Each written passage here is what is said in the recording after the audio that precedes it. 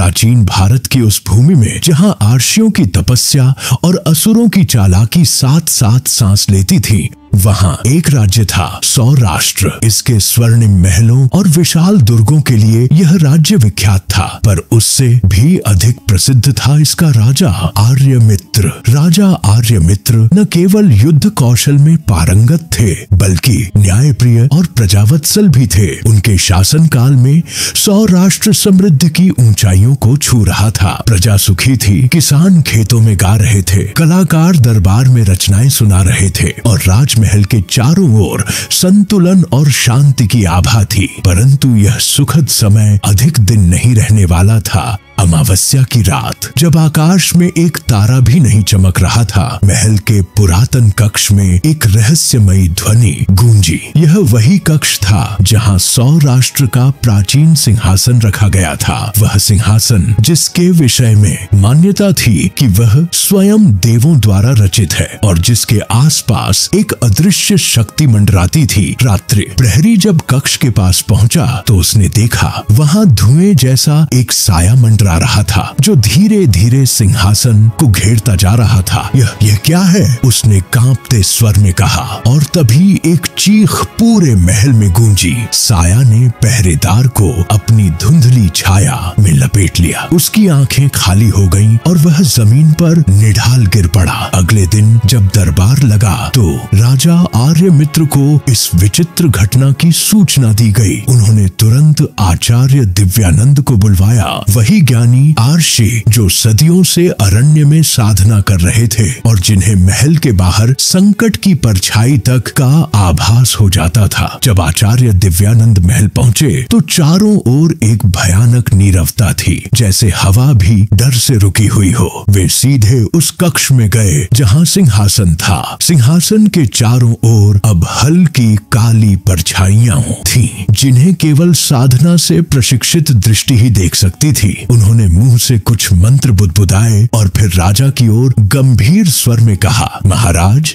यह सामान्य संकट नहीं है। यह साया उस निशाचर का संकेत है, वह जिसे सदियों पहले हमने व्योमकेतु के नाम से जाना था। आचार्य ने राजा को बताया कि व्योमकेतु कोई साधारण असुर नहीं था। वह अंधकार के साम्राज्य से आया था, जहाँ रात की आत्माएं, छायाएं और भूले बिसरे श्राप जिया करते थे। कहा जाता है कि व्योमकेतु ने ब्रह्मा के एक आदेश का उल्लंघन किया था और उसे पृथ्वी से निष्कासित कर दिया गया था, परंतु वह अब लौट आया था और उसका लक्ष्य स्पष्ट था, सिंहासन पर अधिकार और सौराष्ट्र पर शासन। राजा आर्यमित्र ने प्रण लिया कि वह इस साया को अपने राज्य पर हावी नहीं होने देंगे, पर उन्हें इस बार अकेले नहीं लड़ना था। राजा के पुत्र यशोवर्धन, जो अब तक राजनीति, युद्ध और दर्शन की शिक्षा ग्रहण कर रहे थे, ने अपने पिता से आग्रह किया, पिताश्री, मुझे आज्ञा दे। इस साया से लड़ने का समय आ गया है। मैं इसे रोकने की शपथ लेता हूँ। राजा आर्यमित्र ने कुछ क्षणों के मौन के बाद कहा, पुत्र, यह युद्ध केवल शस्त्रों का नहीं है, यह आत्मा और साया का संग्राम है। तुम तभी विजयी हो सकते हो जब तुम्हारे भीतर प्रकाश की लौ न बुझने पाए। आचार्य दिव्यानंद ने यश की आंखों में झांका और फिर बोले, तुम्हारा मार्ग सीधा नहीं होगा यश। तुम्हें सबसे पहले 3 प्राचीन चिन्हों की खोज करनी होगी जो व्योमकेतु के जादू को रोक सकते हैं। और इस प्रकार शुरू हुई एक युवा राजकुमार की यात्रा, जिसमें वह स्वयं को, अपने अतीत को और भविष्य की लड़ाई को समझेगा। सौराष्ट्र की राजधानी में अजीब सी बेचैनी थी। महल के पहरेदारों की आंखों में डर था, पुजारियों के मंत्रों में थरथराहट थी और जनता को लग रहा था कि कोई अदृश्य साया हर पल उनके आसपास मंडरा रही है। परंतु इस सब के बीच महल के सबसे ऊंचे कक्ष में, जहां सूर्य की किरणें सीधे आती थीं, वहां राजा आर्यमित्र, यशोवर्धन और आचार्य दिव्यानंद गहन मंत्रणा में जुटे थे। आचार्य दिव्यानंद ने एक प्राचीन पांडुलिपि निकाली जिस पर समय की गर्द जमी हुई थी। उन्होंने उसे धीरे धीरे खोल खोला और कहा, यह ग्रंथ असुर समय है। इसमें उस समय के विवरण हैं जब व्योमकेतु को देवों ने हराया था। इसमें उल्लेख है 3 प्रकाश चिन्हों का, जिनकी शक्ति से वह बंद किया गया था। राजा आर्यमित्र ने पूछा, ये चिन्ह कहाँ हैं आचार्य? आचार्य बोले, तीनों चिन्ह भारत की अलग अलग दिशाओं में छिपाए गए हैं। प्रथम चिन्ह प्रभास का दीप, जो सूर्य मंदिर की गहराइयों में छिपा है। द्वितीय चिन्ह मणिपर्वत का क्रिस्टल, जो केवल चंद्रनी रात में प्रकट होता है। तृतीय चिन्ह सत्यशिला, जो केवल शुद्ध हृदय द्वारा ही उठाई जा सकती है। यश आचार्य ने कहा, तुम्हें इन तीनों चिन्हों को खोज कर लाना होगा। तुम्हारी यात्रा अब आरंभ होती है, पर ध्यान रहे, व्योमकेतु तुम्हारे हर कदम पर नजर रखेगा। यशोवर्धन ने अपने पिता के चरण छुए और अपनी तलवार ली। डोमियह, जो उनके पूर्वजों द्वारा पवित्र मंत्रों से सिंचित की गई थी, उन्होंने महल की सबसे ऊंची मीनार से सौराष्ट्र की ओर देखा। उनके हृदय में साहस, उत्साह और डर, तीनों भावनाएं एक साथ दौड़ रही थीं। राजा आर्यमित्र ने कहा, यश केवल तलवार से नहीं, तुम्हें अपनी बुद्धि, श्रद्धा और आत्मबल से यह युद्ध जीतना होगा। याद रखो, कोई छाया इतनी घनी नहीं होती कि प्रकाश उसे चीर न सके। यशोवर्धन एक अंगरक्षक दल और एक गुप्त संदेशवाहक सहित पश्चिम दिशा की ओर निकल पड़े, जहां पहला चिन्ह छिपा था। 3 दिन की कठिन यात्रा के बाद यश का दल प्रभास के सूर्य मंदिर पहुंचा। यह वह स्थान था जहां प्राचीन समय में सूर्योपासक आर्षि रह चुके थे। अब यह जगह सुनसान हो चुकी थी। केवल मंदिर की दीवारों पर नक्काशी में जीवन बचा था। जब वे मंदिर के गर्भगृह में पहुंचे तो वहां सन्नाटा और अजीब सी सर्द हवा थी।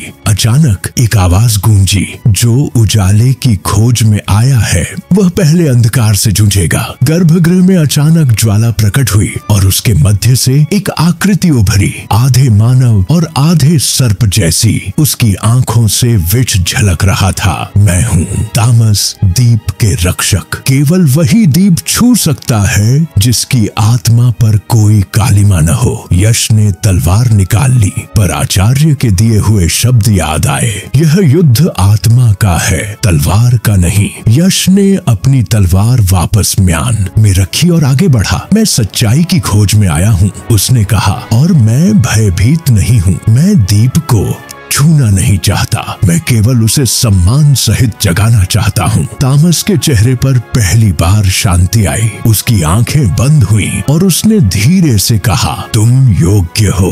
अगले ही पल मंदिर का फर्श हिला और एक सुनहरी दीपशिखा गर्भगृह से ऊपर उठी। यह प्रभास का दीप था, पहला चिन्ह। यश ने उसे एक रत्न जड़ित पात्र में सुरक्षित किया, परंतु जैसे ही यश ने दीप को उठाया, दूर अंधकार के किसी कोने में व्योमकेतु की आंखें जल उठी। तो राजकुमार ने पहला चिन्ह प्राप्त कर लिया। वह गुर्राया, अब वह मुझसे अधिक नहीं बचेगा। उसने अपनी छाया को एक रूप में बदला, ईशिशूनटशिया, एक रहस्यमयी स्त्री के रूप में। उसकी योजना थी यश को भ्रमित करना, उसकी आस्था को तोड़ना। यश अब पूर्व दिशा की ओर बढ़ रहे थे, मणिपर्वत की ओर, जहां दूसरा चिन्ह था। एक शाम यात्रा करते समय उन्होंने एक रहस्यमयी युवती को देखा, झील के पास बैठी जल की सतह पर दीप प्रवाहित करती हुई। आप कौन हैं? यश ने पूछा। युवती मुस्कुराई, मेरा नाम है अन्विता।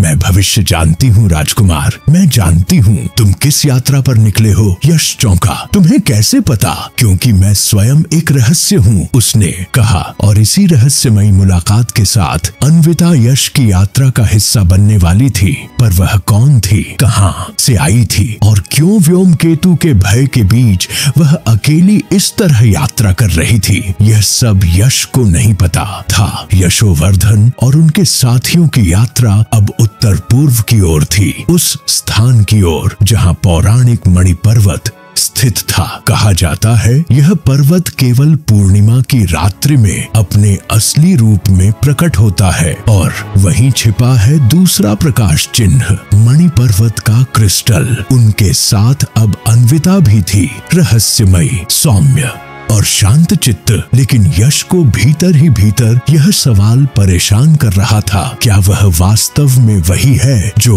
वह दिखती है? रास्ते में जब सब लोग विश्राम कर रहे थे, यश ने अन्विता से पूछा, तुम इतनी निर्भय कैसे हो? तुम्हें डर नहीं लगता इस अंधकार से? अन्विता मुस्कुराई और बोली, डर तो केवल उन लोगों को होता है जो अपने भीतर उजाला नहीं रखते। मैं अंधकार में नहीं खोती क्योंकि मैं स्वयं अपना दीपक हूँ। यश को उसके शब्दों में एक रहस्यमय गहराई दिखी। उसने फिर पूछा, तुमने कहा था तुम रहस्य हो, क्या तुम मुझे बताओगी कि तुम कौन हो वास्तव में? अन्विता ने उसकी आंखों में देखा, अभी नहीं, पर समय आने पर सब सामने होगा। मुझे विश्वास है तुम समझोगे। 3 दिनों की कठिन चढ़ाई के बाद वे मणि पर्वत की तलहटी पर पहुंचे। यह एक शांत लेकिन अजीब सा स्थान था। चारों ओर नीली चट्टानें, जड़ित क्रिस्टल की रेखाएं और गहराइयों से आती रहस्यमयी ध्वनि। जैसे ही पूर्णिमा की रात आई, अचानक पर्वत की चट्टानों